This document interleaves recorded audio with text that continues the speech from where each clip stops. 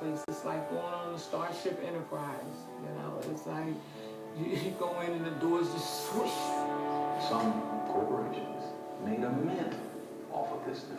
You have small rural counties and districts begging the government, build a prison here, please.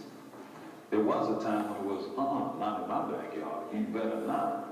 I don't want that here. There are more African American adults under correctional control today, in prison or jail, on probation or parole, than were enslaved in 1850, a decade before the Civil War began. See, you have to control a marginal population, a subservient, subhuman, as once thought, population, like black people. You gotta control them.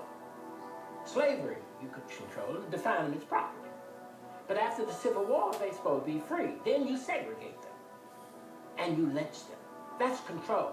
You know, most criminologists and sociologists today will acknowledge crime rates and incarceration rates in the United States have moved independently of one another. You know, incarceration rates, especially black incarceration rates, have soared regardless of whether crime is going up or down in any given community or the nation as a whole. So what does explain this? Well, the answer is the war on drugs, a Get Tough movement that was inspired not by drug crime or crime generally, but instead by racial politics.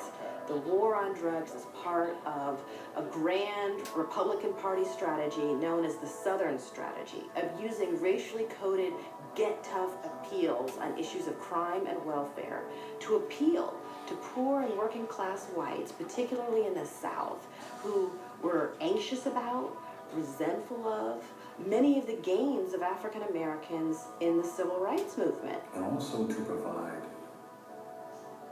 a final solution to America's nagging problem of the black presence.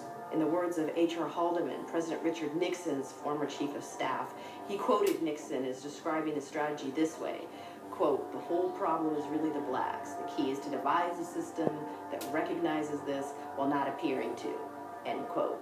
Well, they did. When you look at organizations like Amnesty International and Human Rights Watch, and you look at their reports on the prisons of this country, it's frightening. People have to remember this. By 1992 in this country, 1 million people were behind bars. That means from 1776 to 1992, this country had managed to go up to the point where they were imprisoning 1 million people, which is a monstrous number without question. But then from 1992 to 2000, another 1 million people. And Mumia was this pivotal figure in helping us understand why that was taking place. There's nothing corrective being done to people in these jails. You can't correct people by putting them in a box, you know, by denying them every right that so-called Constitution gives to all so-called Americans. The fact that there's really this whole other country in our own country that so few people know about, and of course those that do, are the people behind bars, the people who do not get a voice. Mumia Abu-Jamal provides that voice. And that voice wrote, "Teetering on the brink, between death and life," published by the Yale Law Journal in 1991. For several years now, I have been assigned disciplinary status for daring to abide by my faith, the teachings of John Africa, and in particular for refusing to cut my hair. For this, I have been denied family phone calls, and I've been shackled for refusing to violate my beliefs. Life here oscillates between the banal and the bizarre. When I wrote a book on mass incarceration and questioned why the churches weren't addressing the problem of mass incarceration more forthrightly, I found it necessary, unavoidable, to begin with a paragraph from Mumia's Death Blossoms book. He writes, Isn't it odd that Christendom, that huge body of humankind that claims spiritual descent from the Jewish carpenter of Nazareth, claims to pray to and adore a being who was a prisoner of Roman